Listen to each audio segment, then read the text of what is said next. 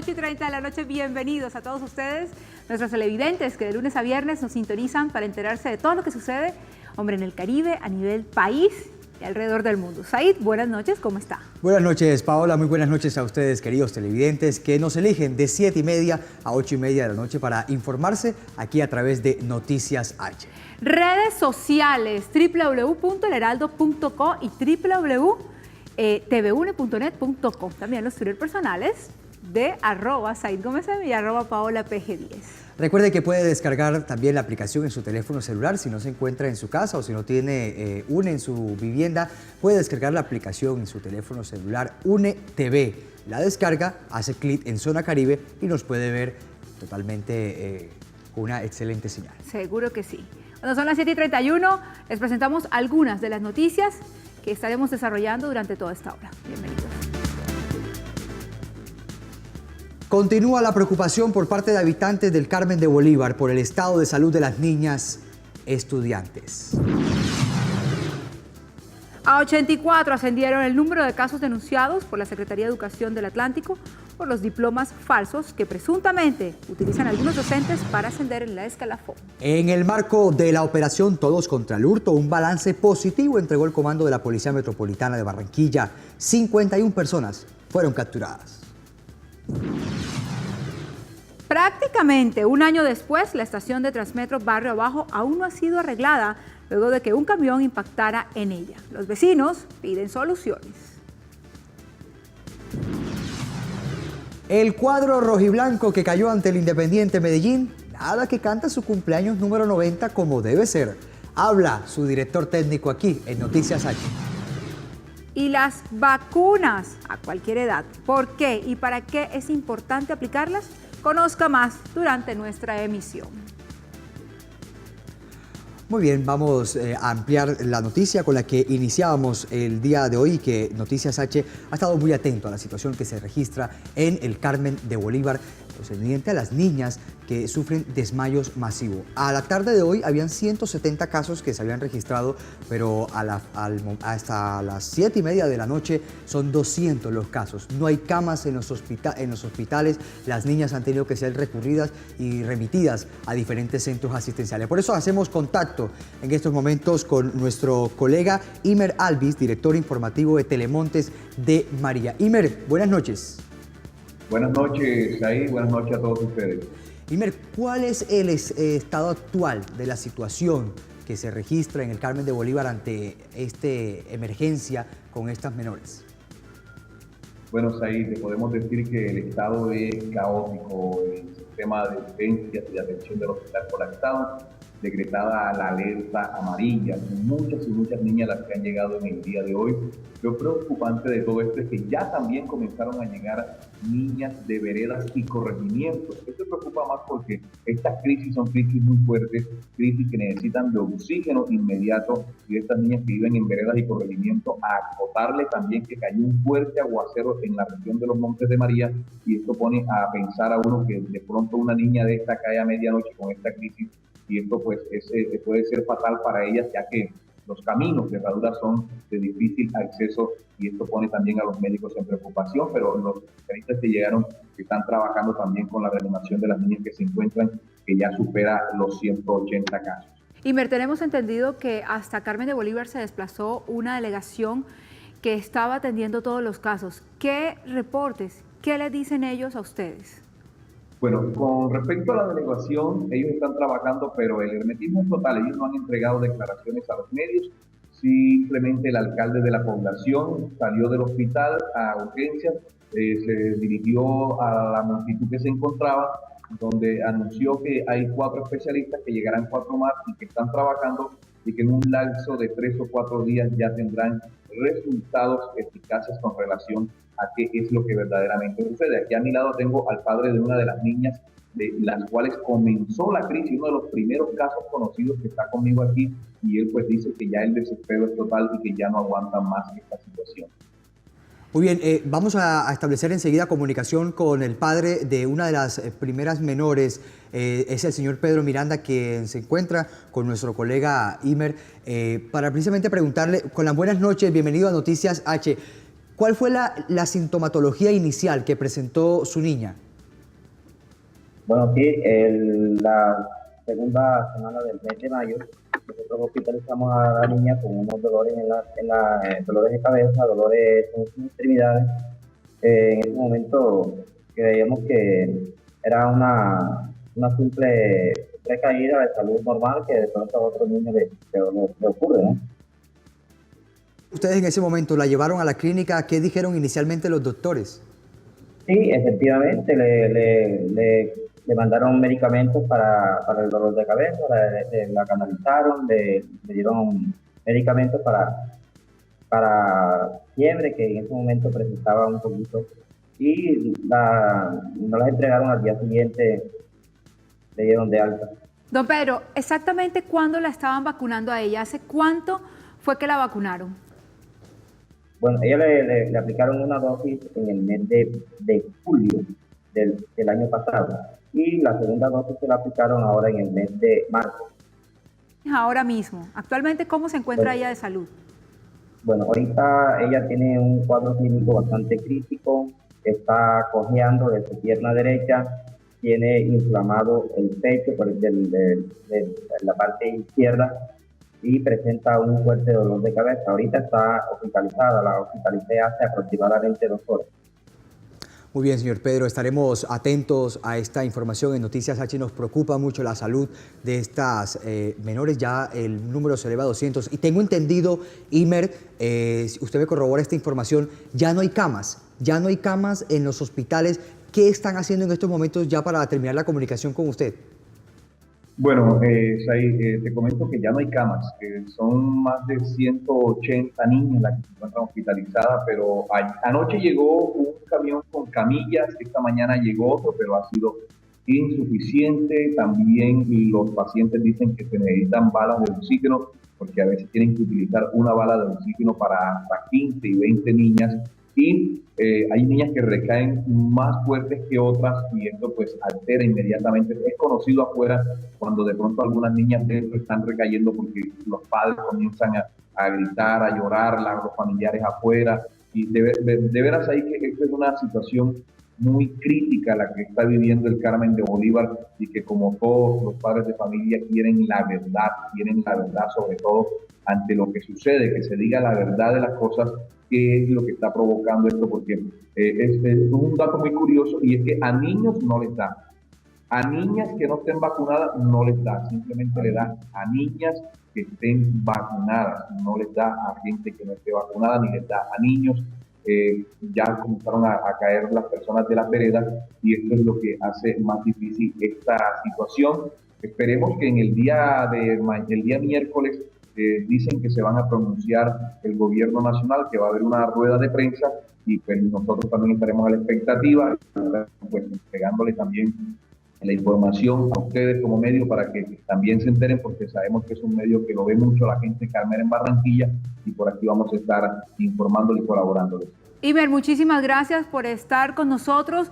Toda esta semana estaremos atentos a todo lo que suceda con estas niñas, la salud del Estado, las que han viajado a Bogotá. Y vamos a estar, por supuesto, atentos. Muchísimas gracias a usted y a don Pedro y seguiremos atentos con esta información.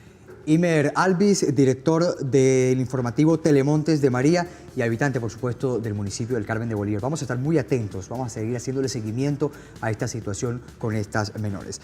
7 de la noche, 39 minutos. Seguimos entonces con Noticias Local 84. Ascienden las denuncias interpuestas por parte de la Secretaría de Educación ante la Fiscalía General de la Nación por los falsos diplomas que siguen presentándose. En manos de la Fiscalía General de la Nación está la investigación al menos de 84 denuncias de docentes que presuntamente habrían utilizado diplomas falsos con el objetivo de ascender en el escalafón. Por lo tanto, un maestro que obtiene un título en 4 meses, que obtiene un título en 1 año o en 1 semana, no puede alegar que ha sido engañado. Él ha engañado al sistema educativo colombiano y eso es lo que no vamos a permitir. Indicó Carlos Prasca, secretario de Educación de la Gobernación del Atlántico, que los presuntos responsables crearon una empresa que no existe en la Cámara de Comercio para a través de ella atraer a los docentes. Hemos encontrado es que personas inescrupulosas que en representación de fundaciones inexistentes se acercan donde los maestros y les ofrecen este tipo de titulaciones. La Secretaría de Educación está a la espera que la investigación finalice su curso en la Fiscalía para adelantar sanciones pertinentes.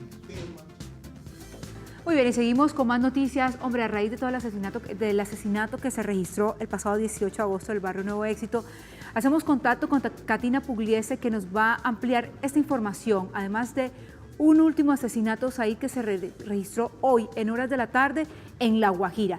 Siguen los docentes en la mira. Catina, buenas noches, adelante. ¿Qué información tenemos al respecto? Muy buenas noches, Paola y Said. De verdad es preocupante la situación que viven los docentes en el departamento del Atlántico por cuenta de amenazas que nuevamente intranquilizan al sector docente del departamento. Según la DEA, 6 de los docentes amenazados salieron del país por miedo a correr riesgo sus vidas. 5 más denunciaron recientemente amenazas contra sus vidas también en el municipio de Soledad.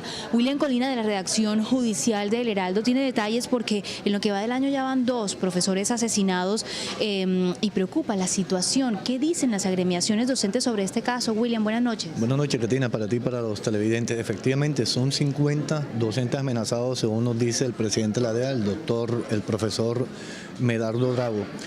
¿A qué se ven estas amenazas? Principalmente a 3 hechos, nos decía el profesor, porque ellos están permanentemente opinando sobre el quehacer del gobierno, sobre los grupos ilegales, los grupos legales.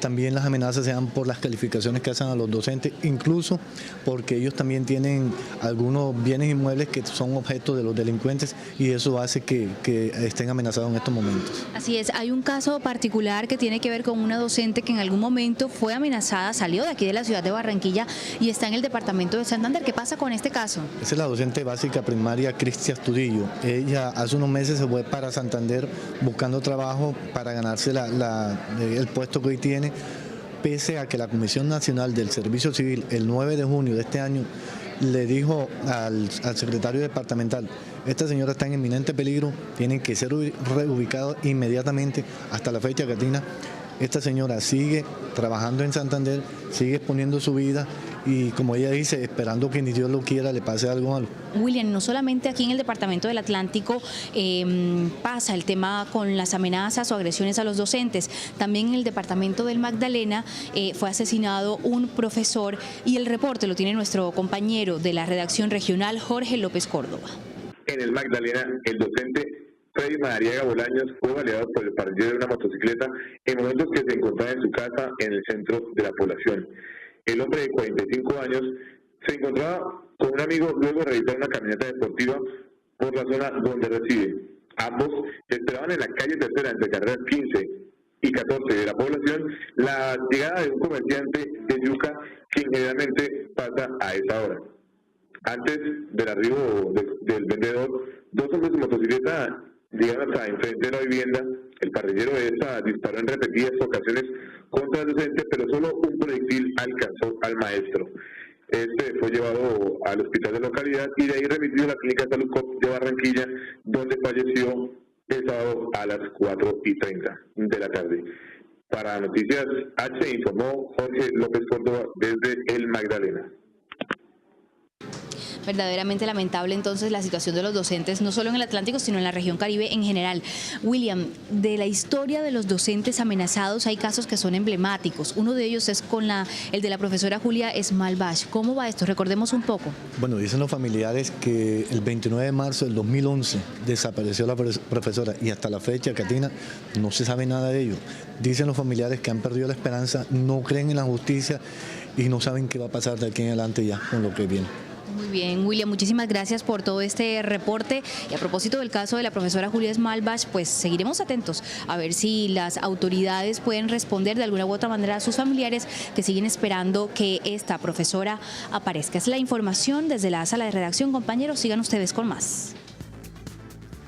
Gracias, Katina. Y preocupa la situación en el departamento de La Guajira. Como usted lo decía, un docente indígena fue acribillado por parte de sicarios que se movilizaban a bordo de una motocicleta. Se trata de José Fernando Puchaina, de 34 años de edad, que laboraba en el Centro Educativo Indígena 4 en la sede y fue atacado a tiros. 6 impactos de bala acabaron con la vida de este docente. Preocupa la situación entonces a nivel regional en el Caribe colombiano frente a la seguridad de nuestros docentes. 7:45 y con nosotros en el estudio se encuentra el toxicólogo, el doctor Agustín Guerrero, hombre con quien vamos a hablar sobre toda esta problemática. Doctor, y buenas noches, bienvenido, gracias. La problemática que estamos viviendo con las niñas en Carmen de Bolívar, ¿están intoxicadas? ¿De qué? ¿Qué está pasando? Bueno, los informes que tenemos con relación a la probable intoxicación es del mismo ministerio, donde dio ese dato de haber hallado en 2 de las muestras en las niñas presencia de plomo por encima de los límites normales. Es preocupante, desde luego, si se halló este tipo de concentraciones a nivel de la sangre de estos niños, porque ya sería otra situación muy diferente. Pues estábamos con la expectativa que realmente, debido al antecedente de la vacunación y que pues todo ocurrió dentro del lapso de promedio de tiempo de la vacunación, pero los estudios que hasta ahora tiene el Ministerio realizado, pues entiendo que deben de ser confiables, es que se han detectado la presencia de plomo en 2 niñas. Sin embargo, los casos, según tengo entendido, han seguido estudiándose, todavía no hay una conclusión sobre esto, porque si se trata de la vacuna, naturalmente, pues hay muchas cosas a favor de que eso sea, como también hay otras cosas que también están en contra, habría que sopesar.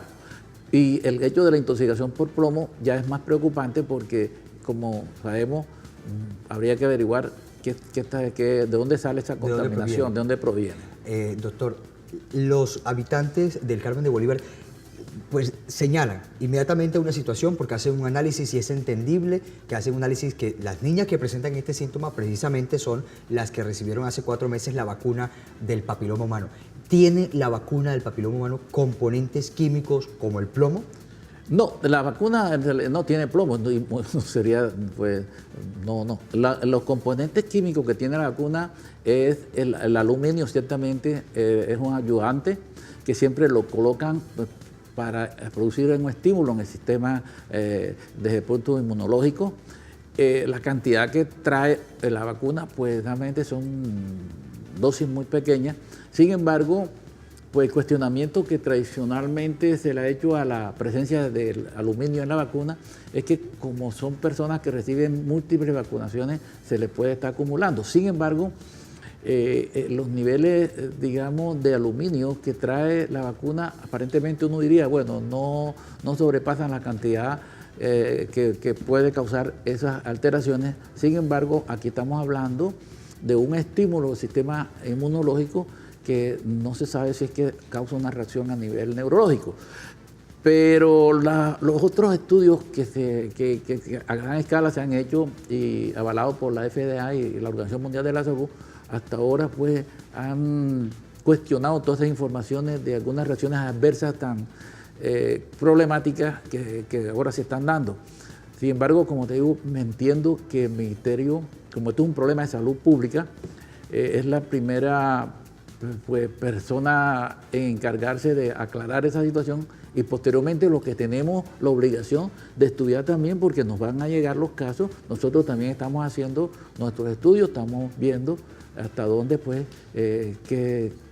cuál es la situación real de si es de toxicidad o una reacción adversa por la vacuna. Pero sí, también nos toca estudiarlo. Doctor, desde su experiencia, la sintomatología que presentan las menores, desmayos, náuseas, en algunos momentos pérdida de los movimientos, de la motricidad, esto es un poco como, o sea, como si no es entonces la vacuna del virus del papiloma humano, ¿qué es entonces?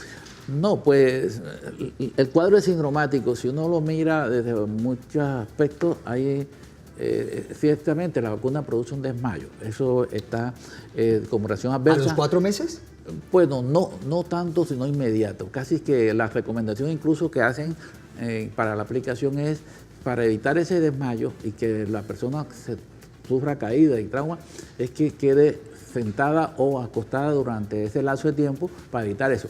Las especies de desmayo como reacción tardía, en los estudios grandes que hay información, no están reportados. Por eso es ahí donde nace la controversia de la incertidumbre del estudio. Y por eso les digo, pues hay que seguir estudiando la situación. Doctor Agustín, muchísimas gracias por haber estado con nosotros, por compartir todo el conocimiento que tiene en tema de toxicología y por supuesto atentos a lo que suceda con estas niñas. Esperamos pues que se siga dando el debate público porque es un caso de mucha preocupación, a todos nos interesa.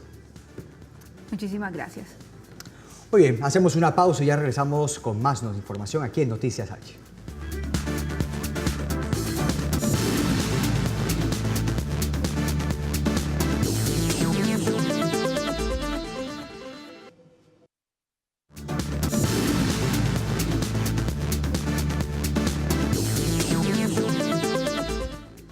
7 de la noche, 54 minutos. Continuamos con más información y estas tienen que ver de carácter judicial. Hoy se llevó a cabo el Plan Nacional contra el Hurto y la ciudad de Barranquilla no fue la excepción. Un importante operativo dio como resultado la captura de 51 personas durante el fin de semana.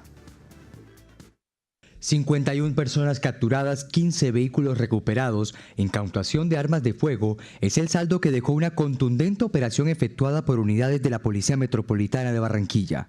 Este es el trabajo que se hizo durante la semana, que corresponde a Todos contra el Hurto. Es un plan que se llevó a cabo a nivel nacional, el Plan Colombia Segura, y aquí en el área metropolitana hemos logrado la recuperación de estos vehículos, la captura de 51 sujetos y también celulares, más de 40 celulares han sido recuperados. Los operativos se efectuaron en diferentes sectores de la ciudad, indicó el general José Vicente Segura. Empieza uno a recuperar la información que se tiene y focalizamos la zona, los sitios, las estructuras delincuenciales y ahí es donde damos los resultados. Dentro de la operación también se destaca la captura de uno de los 25 más buscados. Se trata de Jason Jesús Garrido García, alias Jason, por el que la policía ofreció una recompensa de 5 millones de pesos. Por su parte, el comandante de la policía en el Departamento del Atlántico, el coronel Buitrago, también entregó un balance sobre esta actividad que se está desarrollando en todo el país. En las últimas horas, 9 personas han sido capturadas por hurto. Durante allanamientos realizados por unidades de la policía del Departamento del Atlántico, capturaron 9 presuntos delincuentes que, según las investigaciones, se dedicaban al hurto. Entre ellos, cayó el cabecilla de una organización delictiva que operaba en el municipio de Sabana Larga, dedicada, según las autoridades, a los delitos de hurto al comercio, motocicletas y personas.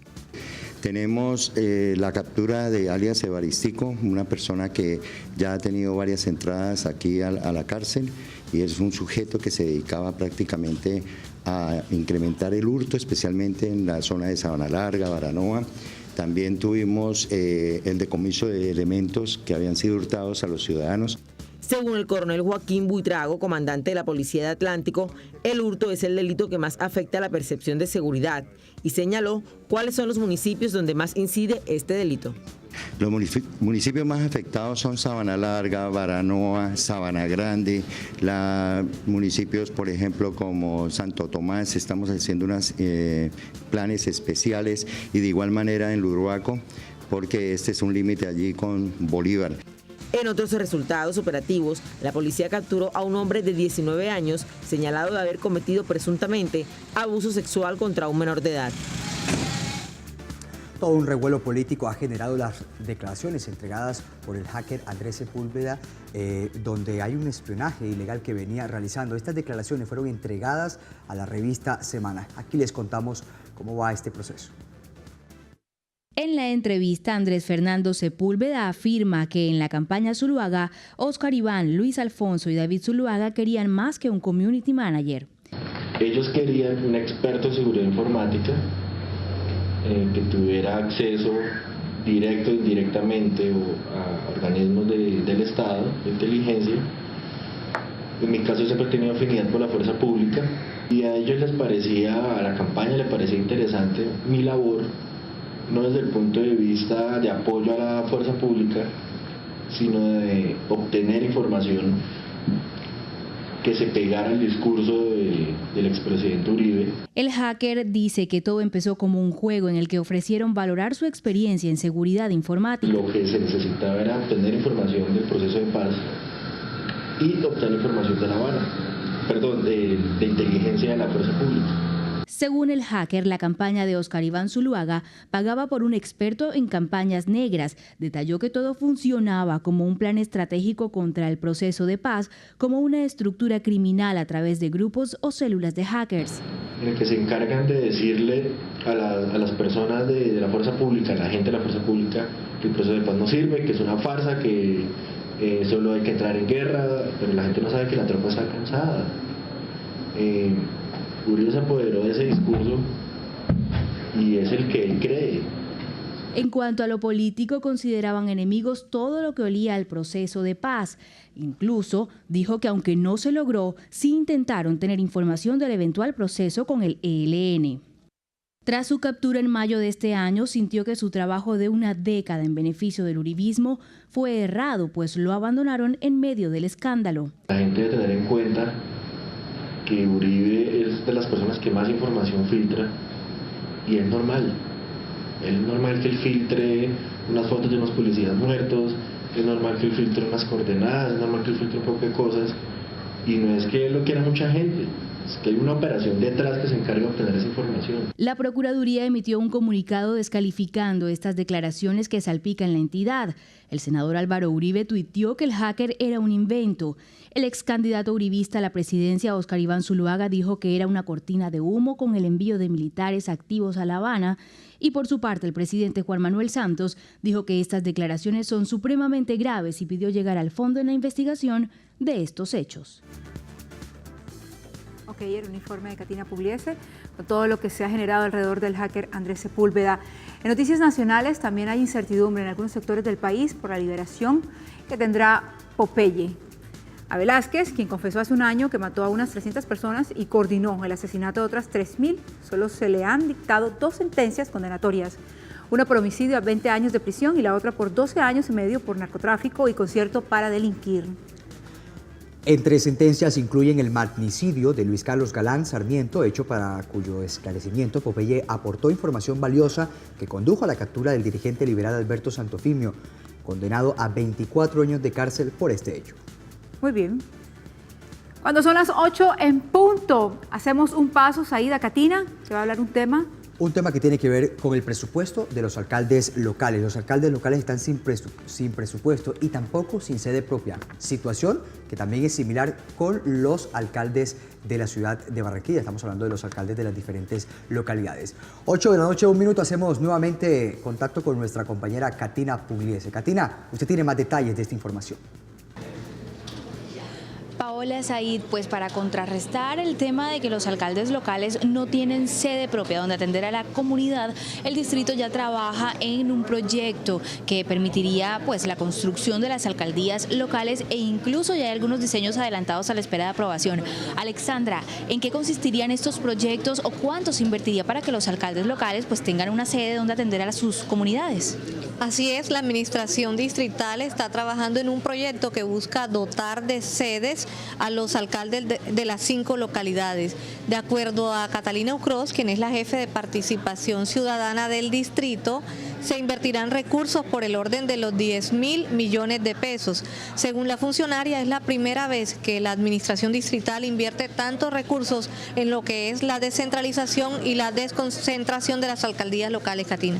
Muy bien, a propósito del tema también, los alcaldes locales están faltos no solo de sedes, sino también de recursos. ¿Cómo hacen los alcaldes entonces para poder atender las solicitudes o quejas de la comunidad? Muchas veces, de acuerdo a la información suministrada por ellos, les toca pues de sus bolsillos poder atender algunas necesidades de la comunidad. Sin embargo, ellos resaltan además que la administración distrital viene ejecutando obras directamente en los diferentes barrios, pero sí les gustaría que se aplique la ley y contar ellos con recursos propios para también solucionar las problemáticas en sus comunidades. Por ejemplo, el alcalde de la localidad suroccidente, Pedro Fallat, dice que su espacio es muy pequeño, es una oficina prestada en la Casa de Justicia del barrio La Paz y es de 2 metros de ancho por 2 metros de largo. En el caso de la alcaldesa de la localidad Río Mar, Josefina Pérez, le toca atender en un café de un centro comercial en el norte de la ciudad. Pues bien, es la situación de los alcaldes locales de la ciudad de Barranquilla, que esperamos pronto pueda mejorar con el tema de este proyecto de construcción de las sedes propias de las alcaldías locales, que además permitirán la integración con los centros de atención ciudadana y también con las juntas administradoras locales. Es la información que les entregamos a esta hora para todos ustedes, compañeros. Sigan ustedes en estudio. Katina, muchísimas gracias. Seguiremos en contacto durante toda esta hora a propósito del asesinato de 2 docentes y la salida del departamento de varios de ellos. Esa es la editorial que tiene nuestro director Marcos Suárez. 2 docentes del Atlántico han sido asesinados en los últimos 2 meses. 50 profesores se encuentran amenazados, según informa la Asociación de Educadores del Atlántico. 6 de ellos han tenido que marcharse al extranjero. Son unos datos alarmantes sobre la situación en la que se encuentra la docencia en nuestro departamento. El gobierno debe tomar cartas serias en este asunto preocupante. El Atlántico y toda Colombia también estamos con serios problemas en cuanto al nivel educativo de nuestro país.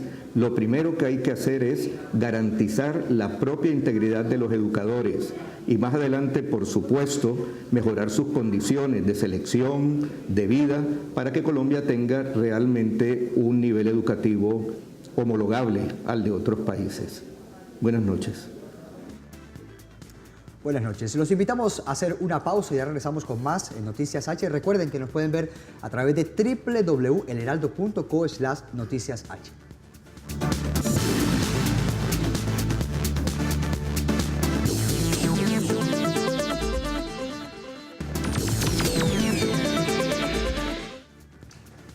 Muy bien, y llegó el momento de la información deportiva con nuestro compañero Holman Feliciano, quien nos trae detalles de cuál fue la participación del Junior durante el fin de semana. Lamentablemente las noticias no son buenas. Buenas noches ahí, buenas noches Paola, un saludo especial para todos nuestros Holman. televidentes. Muchas gracias, aquí estamos con lo mejor de la información deportiva. Sí, las noticias no son buenas, las noticias son lamentables por parte del equipo barranquillero que cayó nuevamente en casa, esta vez frente al Deportivo Independiente Medellín. Aquí la acción, la única acción del gol al minuto 22 del segundo tiempo, un lanzamiento de Cristian Marrugo que recibe Germán Ezequiel Cano, dribla al arquero Sebastián Viera y allí marca con pierna izquierda el único tanto del compromiso en estos 90 años. Lamentable la celebración de estos 90 años del Junior de Barranquilla aquí en nuestra ciudad ante su público, repitiendo aquí la acción del gol con la que el Junior de Barranquilla cayó ayer, lamentablemente repetimos, ante el Deportivo Independiente Medellín. Por supuesto, esto trae reacciones, trae algunas consideraciones posteriores al compromiso. Veamos lo que dice el técnico Julio Averino Comesaña o lo que dijo ayer en rueda de prensa tras la derrota sufrida ante el poderoso de la montaña. El que ataca mucho pierde. Y grábenselo en la cabeza que es así. El que ataca mucho y desordenadamente pierde. Y si no, lo vemos todos los días. Lo estamos viendo todos los días en todas las partes del mundo. Pero Junior no atacó y perdió. El verso de Julio Comesaña ahora es tan confuso como el juego de su equipo. Nosotros no tuvimos quien profundice, con claridad, quien se sepa mover. Siempre jugamos de espaldas al arco contrario y entonces así es fácil para los defensas. No teníamos posibilidad de juego aéreo porque son jugadores chicos. Entonces hacer un gol de esa manera es un tema bastante complejo. Pero por lo menos teníamos la pelota nosotros, que en el primer tiempo en muchos pasajes, o en la mayoría del tiempo de la primera etapa, la tuvimos poco. Las alarmas de crisis ya se encendieron. Tras la derrota ante el poderoso Los Tiburones, quedaron sembrados en la 13ª posición del tablero general con 5 puntos, a 4 del octavo Millonarios y con un partido pendiente. El próximo domingo Junior visitará al Deportivo Cali en el Pascual Guerrero. La oportunidad perfecta, si puede, de resucitar en la liga. Sin duda alguna, la posibilidad para el próximo domingo para los dirigidos por Julio Averino Comesaña de levantar cabeza en esta Liga Postobón, en esta sexta fecha que a propósito trajo 22 goles, 22 anotaciones. Veremos a continuación del fútbol colombiano. La primera tiene que ver en este compromiso en que jugaron Nacional y Envigado, el único gol del señor Jonathan Álvarez al minuto 43 del primer tiempo. Con esto fue suficiente para que el equipo naranja se impusiera frente al verde de la montaña. Y alguna acción de peligro sobre el arco nuevamente del equipo del Nacional Nacional. La molestia de Juan Carlos Osorio y ahí finalmente pierde el equipo local, el Nacional. Aquí el otro partido, 3-2, cayó Águilas Doradas como local frente a Patriotas. El primer gol de Carlos Rentería al minuto 45. Luego Jonathan Estrada pues vendría a poner ya el 2-0 al minuto 25 de este primer tiempo. Jonathan Estrada de tiro penal, ahí lo vemos, pierna zurda, cobra a un costado y ahí estaba el segundo gol del equipo de los Patriotas. Después vino Marco Antonio Lazaga, al minuto 29 puso el 3-0 por encima del arquero, 3-0 que parecía ya contundente, lapidario a favor del equipo de Patriotas. Sin embargo, reaccionó tarde el cuadro local, primero con Boris Polo, el minuto 43 del segundo tiempo, ahí está el 3-1, luego vino el 3-2, que sería el marcador final del compromiso por parte de Jonathan Segura, que pone el segundo para la cuenta del equipo local. Después este juego entre Caldas y Millonarios, ahí la galopada del jugador Anderson Plata, elude el arquero y marca con pierna derecha para el 1-0 del equipo azul dirigido por Juan Manuel Lillo. Arriba el equipo capitalino ganando como visitante. Después vino este golazo, tiro libre, golpea allí un poquito en la barrera, lo veremos en la repetición, tiro libre de Johan Arango que pone el 1-1, ahí está el remate, golpea y adentro, 1-1 marcador final entre Caldas y Millonarios. Este juego entre Huila como local y el Deportivo Cali, que será rival de Junior, al centro desde la derecha, el frentazo, como se debe, de Sergio Herrera, el 9 del equipo azucarero, y abajo, ahí estaba el primer gol y el único tanto que le dio la victoria al equipo verde de Cali. 1-0 ganó el Cali. Luego este compromiso, goleada del Chicó, 5-1 sobre Equidad. El primero lo inició Pedro Tabisma al minuto 34. Después, Jairo el Tigre Castillo aprovecha este error y marca el veteranísimo Castillo al minuto 13 del segundo tiempo, el 2-0. A los 26 de la etapa complementaria, Edwin Móvil, el barranquillero, amplía la cuenta. Después vino Juan David Pérez, quien hizo el cuarto gol, golazo de tiro libre. Equidad solo apareció después de esta acción en el segundo tiempo, a los 37 minutos, con Oscar Barreto para poner el gol de la honrilla, como se dice, el de la honra, el 4-1 en ese momento, pero como no hay quinto malo, pues llegó finalmente Diego Chica para el Chicó y marcó el definitivo 5-1 para el equipo local, la aplastante victoria del equipo del Chicó sobre Equidad. Y aquí los goles del juego entre Unión Autónoma y Fortaleza, después de esta jugada, de esta acción, remate en el palo, pero hay una falta que el árbitro observa sobre Tresor Moreno, ahí está el planchazo clarísimo, cobra el mismo Tresor, exjugador del Junior de Barranquilla, y pone el 1-0 a favor del equipo Fortaleza, que pelea la permanencia con Autónoma. Allí quedó el remate para Autónoma, precisamente la pierna izquierda de Alan Navarro, el número 11, que logra capitalizar el empate 1-1 para Autónoma y un punto importantísimo para el equipo de aquí de la ciudad de Barranquilla. Dos partidos más que quedaron pendientes, Santa Fe frente a Alianza Petrolera 0-0 y Deportivo Pasto, que empató como local 2-2 frente al equipo Deportes Tolima. Hablando de fútbol, todavía manteniendo el tema del fútbol, pero a nivel internacional tenemos actuaciones importantes de nuestros jugadores en el extranjero. Teófilo Gutiérrez y Falcao García pues están en racha goleadora. Ha empezado Falcao después de la lesión a marcar esta vez frente al Nantes y Teófilo Gutiérrez lo hizo con River Plate. Un doblete espectacular frente a Godoy Cruz de Mendoza. Veamos la información que nos preparó nuestro compañero Emel Alvear. Teófilo Gutiérrez y Radamel Falcao García siguen de romance con la red. Los delanteros de nuestra región volvieron a reportarse con goles este fin de semana en el fútbol internacional.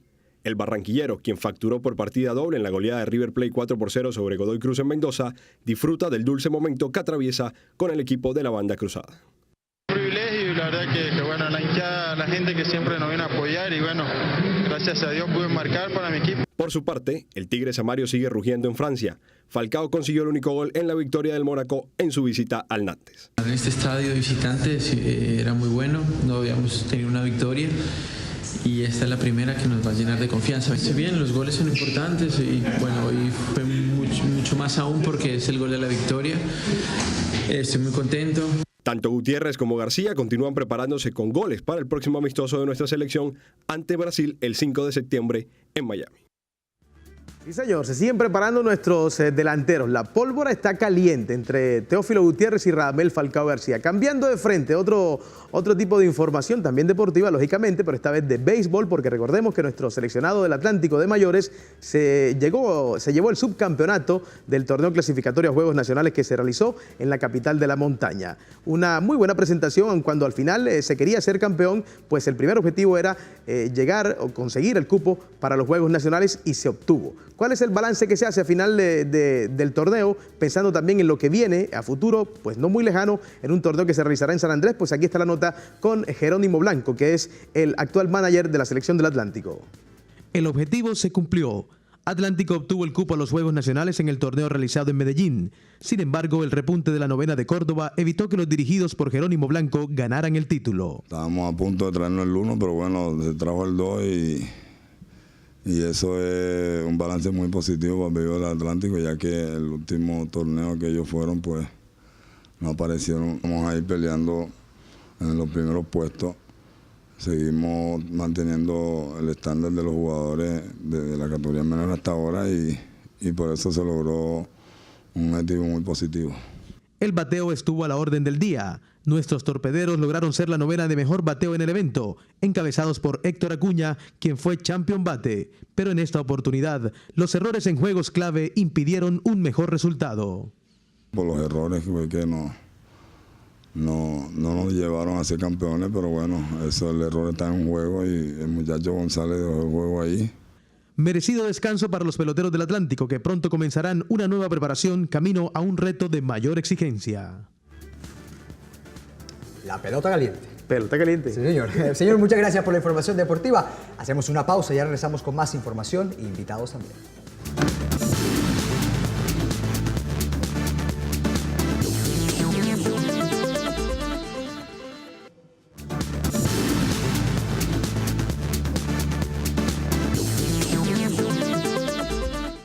Muy bien, cuando son las 8:20, regresamos a Noticias H y como lo había dicho Said antes de la pausa, ahora mismo se encuentra con nosotros nuestra compañera de jefe editora de la revista Más Negocios, Lucía Avendaño, que nos va a hablar sobre los recovecos que se están viviendo alrededor del aeropuerto Ernesto Cortizos. Lucía, bienvenida, gracias. ¿Y qué pasa con el Ernesto Cortizos ahora? Bueno, muy buenas noches para Paola, para Said y por supuesto para todas las personas que se nos unen a esta hora. Antes de eso quiero decirles que ya este jueves tenemos nueva revista Más Negocios, así que pilas todos a comprarla. Bien, básicamente lo que ha ocurrido con esto que ya la gente lo ha calificado hasta de novela, lo final que ha pedido la ministra, la barranquillera Natalia Bello, es que le den 30 días para poder conseguir los recursos de las vigencias futuras de los aeropuertos del suroccidente. Y si no, pues seguirá sola con la licitación del Cortizos. Pero, ¿qué hay detrás de todo esto? Yo sí quiero hacer como detenerme ahí un poco para la mejor comprensión de todas las personas que se nos unen a esta hora. En 2012, la Aerocivil tomó la operación del Ernesto Cortizos y cuando la Aerocivil y la AN, la Agencia Nacional de Infraestructura, empezaron a estructurar el proyecto de licitación, empaquetaron, que es lo que todo el mundo habla, es que empaquetaron el proyecto. Sí, efectivamente lo unieron con el de los aeropuertos del suroccidente. Pero ¿cuáles son estos aeropuertos? Neiva, Armenia y Popayán. ¿Qué hicieron? Lo que hizo el gobierno fue básicamente que se presentaran mejores y mayores propuestas para que, bueno, el negocio está en el Cortizos, pero también eso apalancara a los del suroccidente, es decir, que fuera un mismo operador el que trabajara tanto para el Cortizos como para los del suroccidente. Sin embargo, el Cortizos no necesita vigencias futuras, pero los del suroccidente sí. ¿Esto qué quiere decir? Que el gobierno tiene que buscar unos recursos para poder pagarle a esta empresa que va a ser la que va a prestar los servicios de operación. Sin embargo, los del Cortizos están asegurados, pero los del suroccidente no, y eso ha sido lo que ha bloqueado la licitación del Cortizos. Se armó toda esta polémica y ¿qué dijo la ministra? Pues dividamos entonces la contratación en dos módulos, uno para el Cortizos y otro para los del suroccidente. Pero entonces, ¿qué ha pasado? Pues básicamente ella lo que ha dicho es que ya habían empresas que habían precalificado, ya habían empresas que habían recorrido un camino, que tienen la primera opción y que ahora la novedad es que las empresas proponentes pueden presentar sus propuestas o para el Cortizos, o para los del suroccidente, o para ambos, ¿sí? En ese orden de ideas, lo que ella está pidiendo ahora es que le den 30 días para conseguir los recursos de las vigencias futuras de los del suroccidente y que si no se da este proceso, pues se abre la licitación sola para el Cortizos. Esperemos esos 30 días a ver qué pasa con nuestro terminal aéreo, del cual pues el Heraldo también ha sido un medio muy oportuno en registrar todas las diversas y alta cantidad de quejas por parte de los usuarios. De verdad que el Cortizos lo necesita. Lucía, muchísimas gracias por esta información y ampliarnos todo este recoveco que se nos ha presentado con nuestro aeropuerto internacional. A ustedes muchas gracias. Muy bien, seguimos con noticias locales. La sequía que afectaba al departamento del Atlántico fue interrumpida este fin de semana por unos torrenciales aguaceros que se presentaron. Los bomberos de la ciudad de Barranquilla han dicho que se encuentran preparados para atender emergencias. Luego de una intensa temporada de sequía, las primeras lluvias parecieran mejorar las condiciones climáticas. Sin embargo, con los aguaceros en Barranquilla, se revive el eterno problema de los arroyos. El organismo de bomberos enfrenta las emergencias, duplicando su capacidad operativa. Y uno tiene que multiplicarse. Mira, el sábado que cayó el aguacero, nosotros nos multiplicamos, estuvimos trabajando hasta altas horas de la noche. Las autoridades hacen un llamado de prevención para que conductores y peatones no desafíen las fuertes corrientes de agua y recordaron los puntos más críticos en la ciudad. Es preocupante porque en la ciudad uno hace recomendaciones y siempre la imprudencia. El arroyo de la 84, el arroyo de la 76, el arroyo de la carrera 21, el arroyo de la María, el de la carrera 43 con la 50 y 51 por la Universidad del Atlántico. Alrededor de 60 llamadas recibieron este fin de semana con denuncias de la ciudadanía, afectados por caídas de árboles, redes eléctricas, afectación de losas y viviendas. Árboles caídos, cables caídos, inundaciones, arroyos que se llevan los vehículos, ahogados, en fin, una cantidad de emergencias. Las lluvias también afectaron algunas obras de infraestructura vial que adelanta el distrito en el norte de Barranquilla. Prácticamente hace un año la estación de Transmetro del Barrio Bajo no está con servicio. ¿Por qué? ¿Qué pasa? Veamos el informe. Así, bajo llave, permanece desde el 25 de octubre del año anterior la estación del Barrio Abajo, luego que una tractomula que transitaba por el carril exclusivo chocó contra la estación causando destrozos. Según los usuarios, el arreglo se ha retrasado y en horas pico el caos es evidente. Exacto, usted viene aquí tipo de 5:30, 6:30, la gente no cabe allá, no cabe, porque los usuarios son muchos y el espacio es poco, ¿sí? Están apretados, corren para allá, mejor dicho, se forman problemas entre los usuarios. Aparte de eso, como nada más tienen un solo paradero, pues el bus que viene atrás tiene que esperar que salga el otro para que pueda arrancar, para bajar los pasajeros o subir pasajeros, porque nada más hay un solo embarcadero. Por su parte, la empresa Transmetro indicó que el proceso se ha hecho conforme a las disposiciones de ley, teniendo en cuenta que es una empresa del Estado. Empresa oficial y como tal tenemos que seguir todos los parámetros, todos los procesos que se tienen que cumplir para poder hacer esto. El 25 de octubre del año pasado fue el incidente ahí en la estación.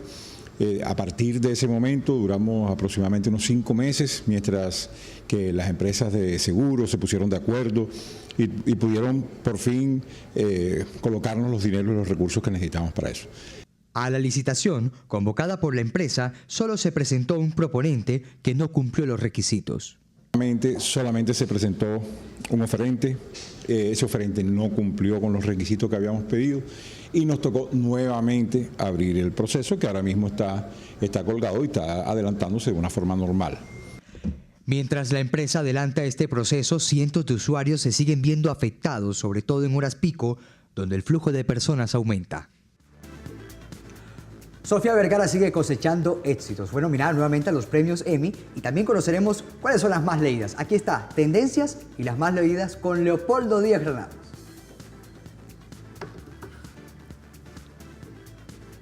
Muy bien. Ya conoceremos un poco más acerca del ranking de las más leídas con nuestro compañero Leopoldo. Sin duda, en este ranking deben estar lo que la gente ha visitado durante el día en la web. Hola, buenas noches, Said y Paola. Los saludo desde la redacción de El Heraldo y les tengo las noticias más importantes de tendencias para mañana. Empecemos con una de las barranquilleras que ha dejado en alto el nombre del país en el mundo. Sofía La Toti Vergara se encuentra en este momento en la gala de los premios Emmy, esperando que su serie Modern Family, que está nominada a Mejor Serie de Comedia, se gane una de las estatuillas. Vamos a seguirle la pista a Sofía. En otras noticias se conoció que Rubén Aguirre, el actor mexicano que marcó la niñez de muchos con su papel del profesor Girafales en El Chavo del Ocho, se encuentra hospitalizado desde el sábado.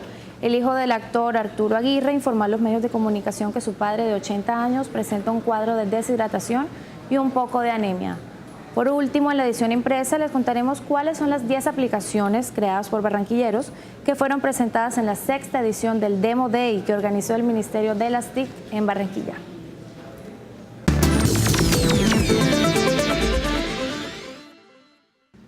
Buenas noches. Estas son las 5 noticias más leídas del heraldo.co. En la quinta noticia, una preocupante situación viven los docentes del Atlántico. 50 de ellos están denunciando amenazas de muerte y según la Asociación de Educadores del Atlántico, 6 de ellos han tenido que huir del país por estas amenazas.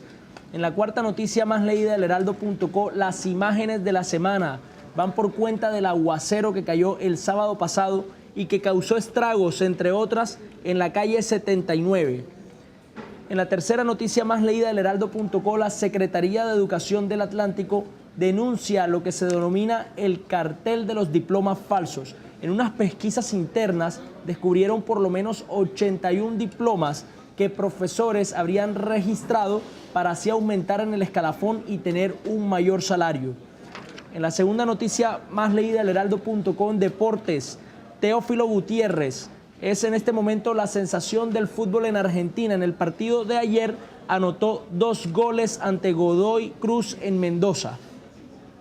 Y la noticia más leída del Heraldo.co, también de deportes, en esta ocasión tenemos a Julio Comesaña, quien manifiesta su preocupación por el mal momento que está atravesando el Junior de Barranquilla. De 5 partidos que llevan jugados en la Liga Postobón 2, tan solo han podido obtener la victoria en uno de ellos.